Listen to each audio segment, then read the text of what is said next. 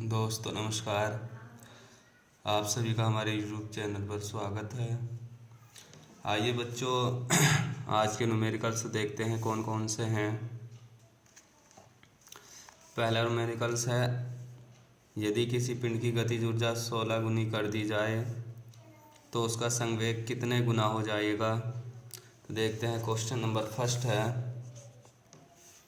ये कहता है पिंड की गतिज ऊर्जा 16 गुना कर दी जाए तो माना गतिज ऊर्जा क्या कहते हैं बच्चों, तो K1 बराबर K मान लिया तो K2 कितना हो जाएगी 16 गुना यानी कि 16 K। तो उसका संवेग कितने गुना हो जाएगा। तो संवेग का फार्मूला होता है बच्चों P बराबर M इंटू वी, और गतिज ऊर्जा के पदों में होता है K बराबर, यदि हम हाफ एम वी स्क्वायर करें तो ये हो जाएगा half M square V square upon M. इसे इस तरीके से भी लिख सकते हैं क्योंकि एम से एक एम कट के वही बचेगा, और एम वी तो इसकी जगह आ जाएगा पी स्क्वायर अपॉन 2m। तो ये आ जाएगा जो K equal to P square upon 2m। तो इससे यदि हम फार्मूला बनाएं तो K1 अपॉन K2 बराबर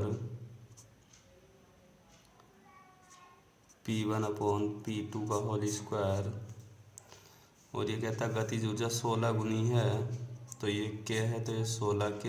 और जब बच्चों दूसरी साइड से स्क्वायर हटाते हैं तो दूसरी साइड वर्गमूल चढ़ जाता है, यानी कि एक साइड से अगर स्क्वायर हटता है तो दूसरी साइड वर्गमूल चढ़ जाता है, और यदि एक साइड से वर्गमूल हटाते हैं तो दूसरी साइड स्क्वायर चढ़ जाता है। तो ये होगा P1 अपॉन P2, तो ये आया 1/16 P1 अपॉन P2, तो P2 आ जाएगा बच्चों 16 P1। यानी कि इसने कहा था यदि किसी पिंड की गतिज ऊर्जा 16 गुनी कर दी जाए तो उसका संवेग कितने गुना हो जाएगा। तो बच्चों संवेग कितने गुना हो जाएगा 16 गुना, तो अतः संवेग 16 गुना हो जाएगा। क्वेश्चन नंबर सेकंड है बच्चों, किसी पिंड का संवेग 10% बढ़ जाने पर उसकी गतिज ऊर्जा कितने प्रतिशत बढ़ जाएगी। संवेग 10% बढ़ जाता है तो माना हमने P1 बराबर P है बच्चों, तो P2 कितना हो जाएगा P प्लस 10P/100, क्योंकि 10% बढ़ जाता है, 10 ही कम 10 और 1 11P/10, ये हुआ P2। तो हमने आपको बताया था अभी फॉर्मूला K1 अपॉन K2 बराबर P1 अपॉन P2 का होल स्क्वायर। तो ये आ जाएगा हमारा P1 है P और P2 है 11P/10, तो ये आ जाएगा P स्क्वायर अपॉन 11 11 गुणा 121 P स्क्वायर अपॉन 10 100, तो ऊपर पहुँच जाएगा 100 P square upon 121 P square से P स्क्वायर। तो ये बच्चों K1/K2 100/121 है, तो K2 अपॉन K1 कितना हो जाएगा 121/100। इसका उल्टा कर देंगे क्योंकि इधर उल्टा किया K2/K1। ठीक है बच्चों। और आगे हमें निकालना गतिज ऊर्जा। ये कहता है गतिज ऊर्जा कितने प्रतिशत बढ़ जाएगी। तो गतिज ऊर्जा बढ़ जाएगी यानी कि किसी भी चीज़ की हमें परसेंटेज निकालनी है बच्चों, तो उसमें जो वृद्धि होती है वो आती है ऊपर वृद्धि या कमी बटे प्रारंभिक वैल्यू उसकी, यानी कि प्रारंभिक मान और गुणा 100, ये फार्मूला होता है। तो यदि बच्चों हम देखो इसमें से 1 माइनस कर दें दोनों साइड, तो ये आ जाएगा हमारा 121 माइनस 100/21/100, और ये आ गया K2 माइनस K1/K1। तो देखो ये वही बना, ये वृद्धि आ जाएगी K2 माइनस K1 अपॉन प्रारंभिक वैल्यू आ गई, और हमें इसमें प्रतिशत निकालना है तो 100 से मल्टीप्लाई कर देंगे दोनों साइड, तो 100 से 100 करके आगे बच्चे 21%। तो कितने परसेंट की वृद्धि हुई गतिज ऊर्जा में 21% की। क्वेश्चन नंबर थर्ड है बच्चों, थर्ड क्वेश्चन है इसमें, एक वस्तु को h ऊंचाई से स्वतंत्रता पूर्वक छोड़ने पर वह पृथ्वी तल से 1.2 इंटू GH वर्गमूल वेग से टकराती है, जहां G गुरुत्वीय त्वरण है। वस्तु पर वायु घर्षण द्वारा किए गए कार्य की गणना कीजिए। तो बच्चे बात आपको याद रखनी है, जब कोई वस्तु ऊपर से गिराई जाती है तो जो उसकी h ऊंचाई पर स्थितिज ऊर्जा होती है, और जब वो पृथ्वी तल से गिरने टच करने ही वाली होती है तो उस बिंदु पर जो गतिज ऊर्जा होती है वो, यानी कि स्थितिज ऊर्जा और गतिज ऊर्जा के दोनों का अंतर जो है वो कार्य के बराबर होता है। आइए समझते हैं कैसे। यानी कि जो हमारी पृथ्वी तल पर कोई वस्तु गिरने ही वाली होती है तो उसकी उस बिंदु पर गतिज ऊर्जा और जो h ऊंचाई है उस पर स्थितिज ऊर्जा, इन दोनों का अंतर कार्य के बराबर होता है। और इसका वेग दे रखा है बच्चों, हाफ m कॉमन ले लीजिए तो ये बचेगा यहाँ से v² 2gh हाफ m। और देखिए बच्चों इसका पृथ्वी तल से 1.2 इंटू GH वर्गमूल वेग से टकराती है, वेग है इसका 1.2 into GH whole square minus 2gh। तो ये आया हाफ m, ये 12/144 GH। तो ये h कैपिटल ले लीजिए बच्चों इधर भी, क्योंकि यहाँ कैपिटल है 2gh। तो ये आया हमारा हाफ m, यानी कि माइनस का बचेगा, कितना बचेगा 2.00 में से 1.44, 10 में 4 घटाए 6, 9 में 4 घटाए 5, 0.56 माइनस का 0.56 GH। 2 दूनी 4, 2 × 16, तो ये आ गया माइनस का 0.28 mGH। तो कितना कार्य किया बच्चों, वस्तु पर वायु घर्षण द्वारा किया गया कार्य कितना आया, माइनस का 0.28 mGH। और भी क्वेश्चन है बच्चों, ये आप इसी मेथड से कर लेना।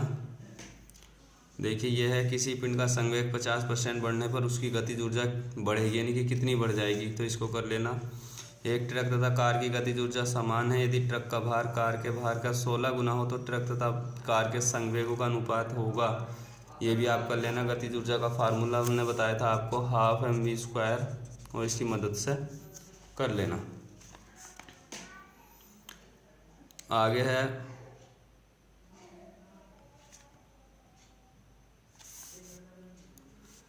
एक ये क्वेश्चन हम कराते हैं बच्चों। एक स्प्रिंग का बल नियतांक 100 न्यूटन प्रति मीटर है, इसे 0.5 सेंटीमीटर खींचने में प्रत्यायन बल द्वारा किए गए कार्य की गणना करनी, ये हम कराएंगे बच्चों। और ये आप कर लेना, यदि किसी पिंड का द्रव्यमान 2 गुना तथा वेग आधा कर दिया जाए तो उसकी गतिज ऊर्जा हो जाएगी।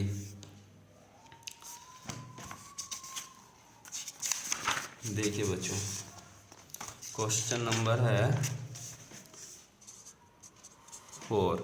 स्प्रिंग का बल नियतांक होता है बच्चों के इक्वल टू 100 न्यूटन पर मीटर, और इसकी जो ये था 0.5 सेंटीमीटर खींचने में, ये x की वैल्यू है 0.5 सेंटीमीटर।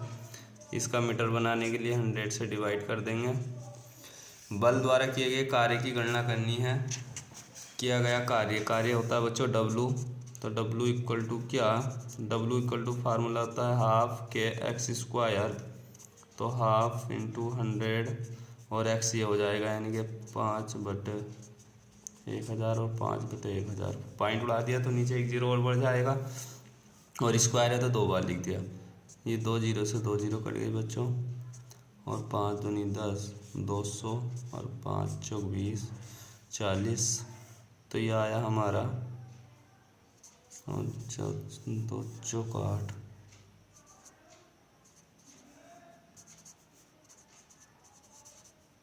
ये आया बच्चों 1/800 जूल।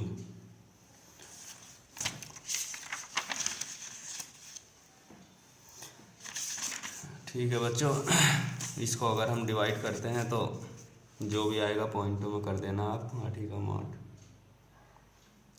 यानी कि 0 पॉइंट लगाया 10 जीरो लगाया 100, फिर एक जीरो लगाया, 8 कम 8 8 16 8 15 40, ये आ जाएगा इसका बच्चों 0.00125 जूल या 1.25 इंटू 10⁻³ जूल।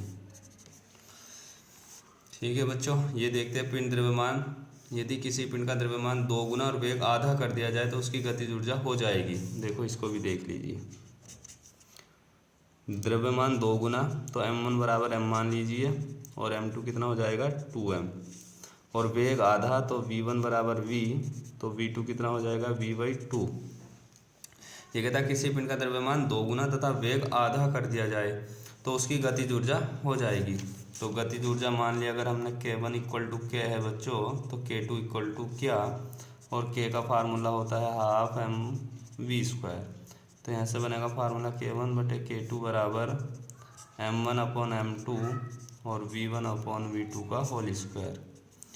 m1 है बच्चों m, और m2 है 2m, v1 v और v2 है हमारा v/2, तो v नीचे और 2 ऊपर,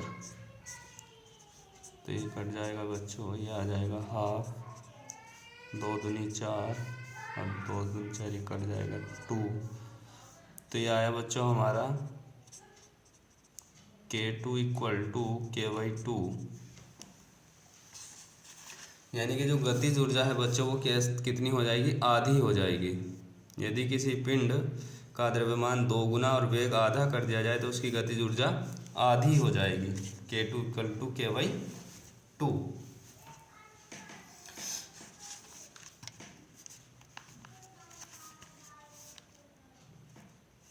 ये और देख लीजिए बच्चों, एक और कभी आपसे ना हो। एक ट्रक तथा कार की गतिज ऊर्जा समान है,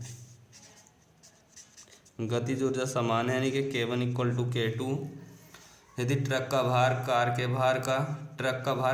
भार का 16 गुना है, तो कार का अगर हमने माना बच्चों, कार का भार m1 बराबर m माना हमने, तो m2 कितना हो जाएगा, ट्रक का भार 16 गुना है तो 16m।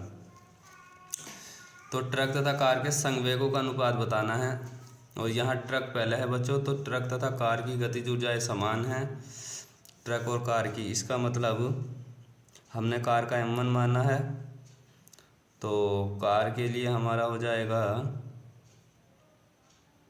गतिज ऊर्जा k1, और ट्रक के लिए हो जाएगी k2।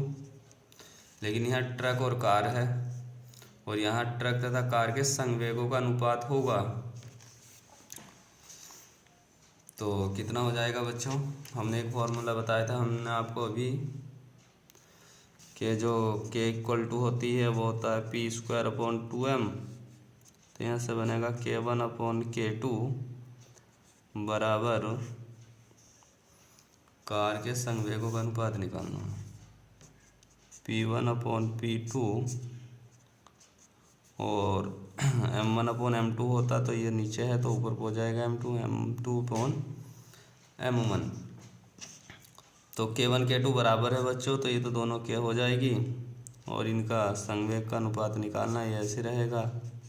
और m2 है हमारा 16m, और m1 है बच्चों हमारा m से क्रॉस होगा, तो ये क्या बचेगा, कैसे k कट जाएगा, तो ये आ जाएगा 1/16 p1/p2 का होल स्क्वायर।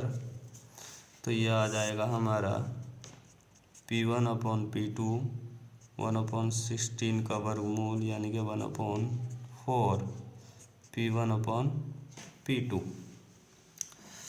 तो कार का था हमारा बच्चों k1 गतिज ऊर्जा, और ट्रक की थी k2। लेकिन इसने ये कहा ट्रक तथा कार के संवेगों का अनुपात, यानी कि ट्रक पहले है और हमने ट्रक की मानी k2, तो ये उल्टा कर देंगे, यानी कि p2/p1/4/1, यानी कि 4:1, यानी कि 4:1 है। क्योंकि यहाँ बच्चों ट्रक तथा कार के संवेग का अनुपात निकालना था, यानी ट्रक पहले है और कार बाद में, जबकि हमने ट्रक का माना था गतिज ऊर्जा k2, तो संवेग p2 होगा, इसलिए p2/p1 निकालना होगा, यानी कि p2/p1। ठीक है बच्चों, तो यह आया हमारा आंसर 4:1। तो तो ठीक है बच्चों, आज के लिए इतना ही। Thank you very much.